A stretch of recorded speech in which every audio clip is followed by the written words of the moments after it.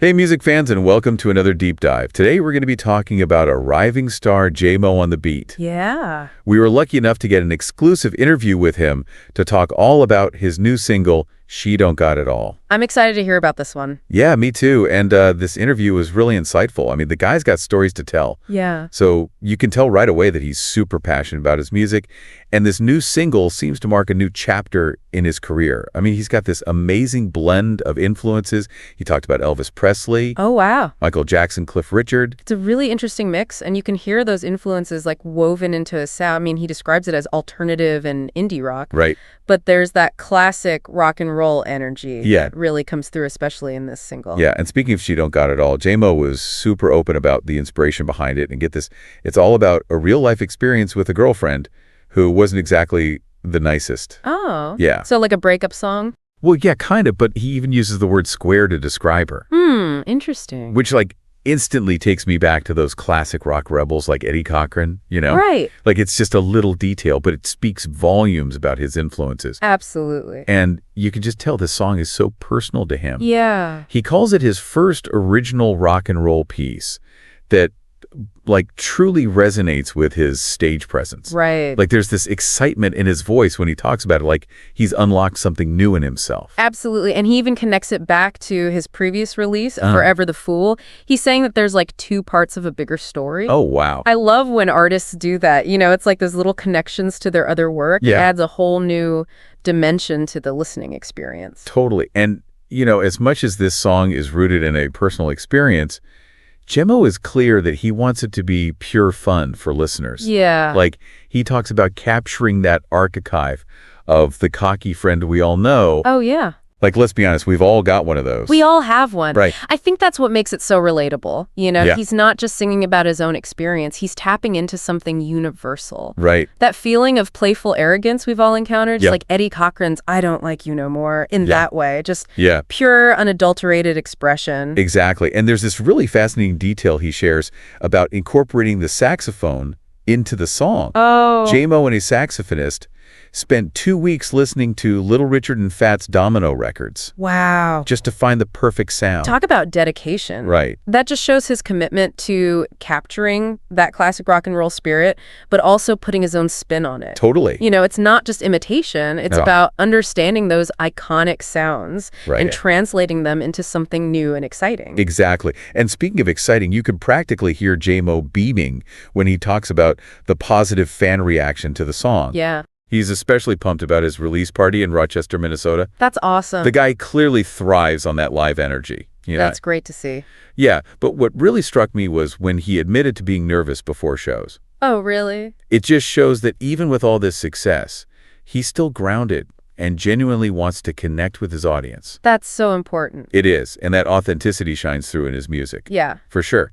Now get this, he's got a 2-track EP called Origin of the Fool dropping on Valentine's Day. Oh, nice. He describes it as a fun expansion of the Forever the Fool world. I'm already adding it to my calendar. Sounds like he's got a lot of momentum right now. He does. He mentions more shows and new music on the horizon. It sounds like he's just getting started. Yeah. But he does acknowledge the challenges of balancing his music career with his personal life. Right. It's something a lot of artists struggle with. It is, but it sounds like he has a strong support system. Uh-huh. He mentions his family and friends being incredibly important in helping him navigate it all. It's a good reminder that even the most talented individuals need people in their corner. They do. And before we move on to dissecting the song itself, I have to share this little gem from the interview. Apparently, J-Mo might have accidentally written a Christmas love song about a past crush. Oh, I love that. It's just classic J-Mo. It is. He's got this really playful energy about him Yeah. that really shines through in his music. And you know what? That's Yeah. what makes him such a compelling artist. Absolutely. All right, so we just got this amazing glimpse into the mind of J-Mo on the beat. Yeah. And now it's time to really dig into his latest single, She Don't Got It All. Let's do it. All right, so what are we hearing here? Well, right from the start, that opening beat just grabs your attention. Yeah. It's got that steady pulse that sets the foundation for the whole song. I like it. Almost like a heartbeat drawing you in. I can totally hear that it creates this driving energy that makes you want to move. Exactly. And then J-Mo's vocals come in and Yeah. they're so smooth and effortless. Yeah. They just ride on top of that beat perfectly, blending with the instrumentation to create this really captivating sound. It's interesting because he talks about his love for Elvis Presley in the interview. Yeah. And you can definitely hear that influence in his vocal delivery. Sure.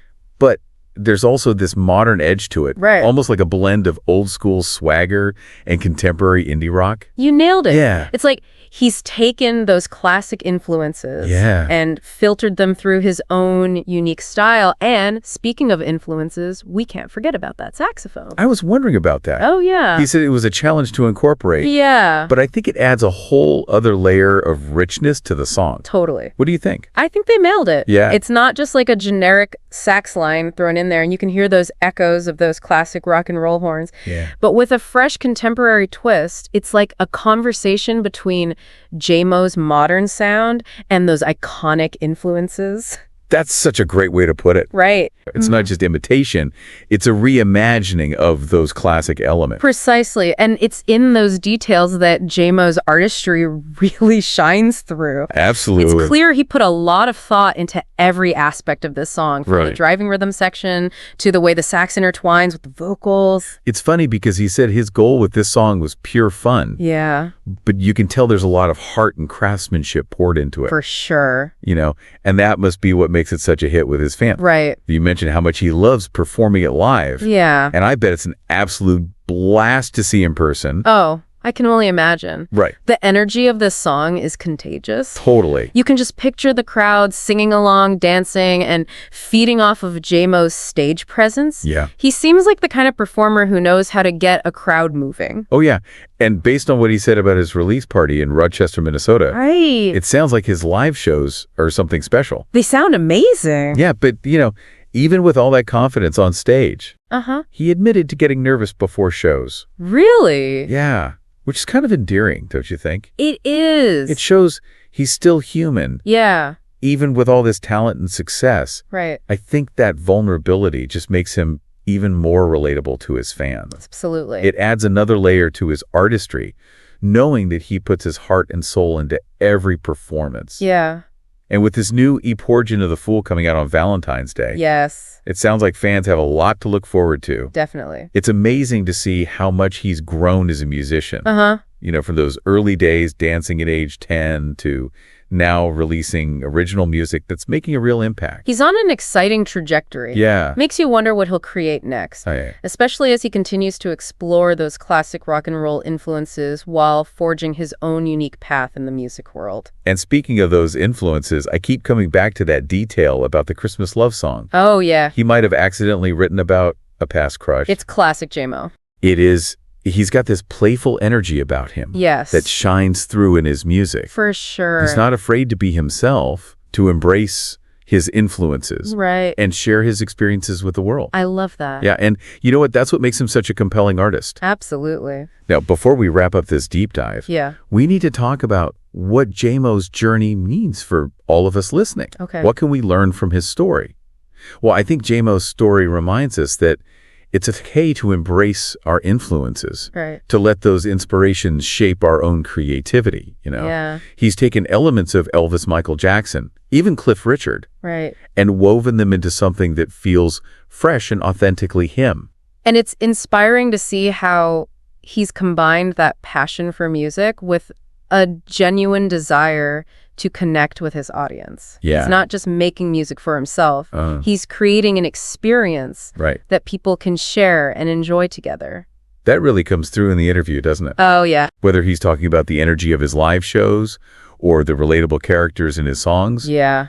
You can tell he wants his music to resonate with people on like a personal level. Absolutely. And that connection goes both ways. Right. Remember how we talked about feeling nervous before shows? Yes. It shows that even as he's gaining success, he still cares deeply about how his music is received. Right. It's that vulnerability that makes him so relatable. And I think that's a powerful message for anyone pursuing their creative passions. Yeah. It's not always about perfection or chasing fame. Right. It's about staying true to yourself, putting your heart into your work, and building genuine connections with the people who appreciate what you create. I couldn't agree more. Mel's journey is a reminder that success isn't a straight line. There will be challenges, the moments of doubt, and the constant struggle to balance personal life with creative pursuits, but with passion, dedication, and a strong support system. It's possible to navigate those obstacles and achieve your goals. And sometimes you might even accidentally write a Christmas love song along the way. Right. You never know where inspiration will strike. Exactly. But what matters most is that you keep creating, keep exploring, and keep sharing your unique voice with the world. So what does this all mean for you, dear listener? Yeah. If you're anything like me, you're probably feeling inspired to go out there and chase those creative dreams, just like J-Mo. And if she don't got it all is any indication, J-Mo's journey is just getting started. Yeah, so crank up the volume, add it to your playlist. Yes. And let his music fuel your own creative fire. It's a song that celebrates individuality, embraces those classic rock and roll influences, and most importantly, reminds us to have a little fun along the way. Absolutely. And before we sign off, a huge thank you to Dulaxi for sponsoring this deep dive. Yes, thank you, Dulaxi. We couldn't do it without you. Until next time, keep those tunes flowing and the inspiration burning bright. 14.